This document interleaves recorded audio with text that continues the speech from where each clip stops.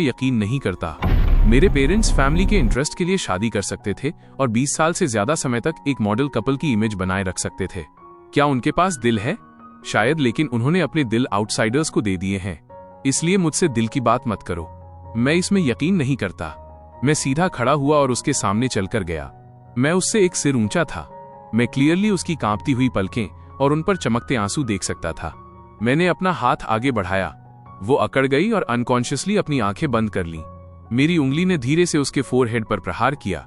By निंगबिंग दंग रह गई। उसने अपनी आंखें खोली और मुझे ब्लैंकली देखने लगी।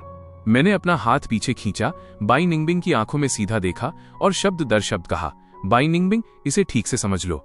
क्या तुम चाहती हो कि मैं एक स्कमबैग बनूं जो किसी की बदकिस्मती का फायदा उठाता है, या तुम चाहती हो कि मैं एक अच्छा इंसान बनूं, थोड़ी कंपैशन दिखाऊं और तुम्हारी हेल्प करूं?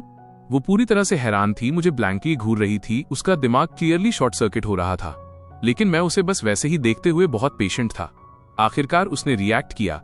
उसके तने हुए कंधे तुरंत रिलैक्स हो गए। बाई निंगबिंग के मन में उम्मीद की एक छोटी सी किरण जगी। उसकी आवाज मच्छर की भिनभिनाहट जितनी धीमी थी। प्लीज, मैं तुमसे भीख मांगती हूं। मैंने डिसाइसिवली अपना सिर हिलाया।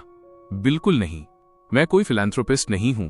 भले ही मेरे पास बहुत पैसा हो, मैं इसे फालतू की चीजों पर खर्च नहीं करूंगा। आखिरकार 6 लाख मेरे लिए दर्जनों नेपोलियन कैट्स खरीदने के लिए काफी है। उसकी गिड़गिड़ाती आंखें तुरंत निराशा में बदल गईं। उसे टूटने की कगार पर देखकर मेरे दिल में जो थोड़ा सा विकेड इंटरेस्ट था, वो भी फीका पड़ गया। मैंने अपनी टोन बदली। लेकिन भले ही मैं बुरा आदमी या अच्छा आदमी नहीं बनना चाहता, हम साथ में बिजनेस कर सकते हैं। मुझे याद है कि तुम्हारी एकेडमिक परफॉर्मेंस खराब नहीं है, इसलिए तुम्हारे फ्यूचर को एक पोटेंशियल स्टॉक माना जा सकता है। इसलिए मैं तुम्हें पर्सनल इन्वेस्टमेंट के तौर पर पैसे उधार दे सकता हूं। 6,000,000। मैं इसे अभी तुम्हें ट्रांसफर कर सकता हूं। उसकी आंखें तुरंत अविश्वसनीय खुशी से चमक उठीं। लेकिन मेरी एक कंडीशन है। 10 साल में तुम्हें मुझे 10 लाख वापस करने होंगे। इंटरेस्ट रेट ज्यादा नहीं है। यह तुम्हारे लिए मुश्किल नहीं होना चाहिए। साथ ही अब से 1 महीने बाद होने वाले कॉलेज एंट्रेंस एग्जाम में तुम्हें तैसिंगहुआ या पेकिंग यूनिवर्सिटी में एडमिशन लेना होगा। ये साबित करने का पहला स्टेप है कि तुम्हारे पास कर्ज चुकाने का पोटेंशियल है, और इस इन्वेस्टमेंट के लिए एक रिस्क कंट्रोल क्लॉज भी है। वो उस शख्स की तरह थी जिसने अभी अभी डूबते को तिनके का सहारा पकड़ा हो। तुरंत पागलों की तरह अपना सिर हिलाने लगी, इस डर से कि कहीं मैं अपना मन न बदल लूं। मैंने उसे अपना फोन नंबर दिया, फिर मुड़ा और चला गया। उसके एक्सप्रेशन देखने की जहमत नहीं उठाई। छोटे से ग्रोव से बाहर निकलते ही सूरज की रोशनी मुझ पर पड़ी, जो वार्म थी।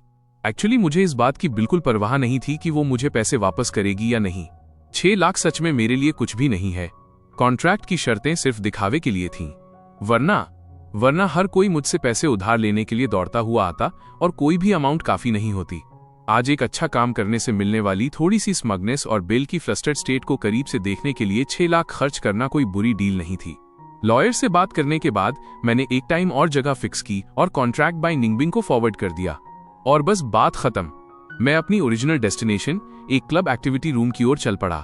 खिड़की के जरिए मैं अंदर का सीन देख सकता था। मेरी चाइल्डहुड फ्रेंड लू रुआन एक पंख दिखने वाले लड़के के साथ बहुत एनिमेटेडली चैटिंग कर रही थी। लू फैमिली और मेरी फैमिली को पीढ़ियों से दोस्त माना जा सकता है, जिनके क्लोज बिजनेस टाइज हैं। इसलिए लू रुआन और मुझे भी चाइल्डहुड फ्रेंड्स माना जाता था। वो इश्यू नहीं था। मेनली वो लू रुआन की बड़ी बहन लियू किंग शू थी, जो एक सच में प्राउड वुमन, ब्यूटीफुल और रूथलेस थी। सबसे इंपॉर्टेंट बात यह है कि वो मेरे साथ बहुत अच्छा बिहेव करती थी। हर बार जब वो मुझे पॉकेट मनी देती थी तो वो मिलियंस में होती थी। मुझ जैसे गुड फॉर नथिंग के लिए वो एक वॉकिंग ATM थी। इसके अलावा लियू किंग शू की सगाई मेरे सेंकेटिमोनियस बड़े भाई जांगलिंग चुआन से होने वाली थी, इसलिए फ्यूचर में वो ऑफिशियली मेरी सिस्टर इन लॉ होगी, जिससे हम और भी करीब हो जाएंगे। मेरी डेकेडेंट लाइफ और भी ज्यादा सिक्योर थी। लेकिन रिसेंटली किसी पंख की वजह से लू रुआन के ग्रेड्स टॉप से एवरेज पर गिर गए थे। इस वजह से किंग शू ने स्पेसिफिकली मुझसे सिचुएशन के बारे में पूछा था, इसलिए मुझे पता था कि मुझे इसमें इन्वॉल्व होना पड़ेगा। आखिरकार अगर आप किसी से पैसे लेते हैं तो आपको उनकी थोड़ी हेल्प भी करनी पड़ती है। इससे पहले कि मैं दरवाजा खोल पाता, मेरी टक्कर बाहर भागते हुए एक लड़के से हो गई। वो 2 कदम पीछे लड़खड़ाया। उसकी आंखें ह्यूमिलिएशन और नफरत से भरी थीं। मैंने उसे पहचान लिया। वो एक पुअर स्टूडेंट लग रहा था जिसे लू रुआन स्पॉन्सर किया करती थी।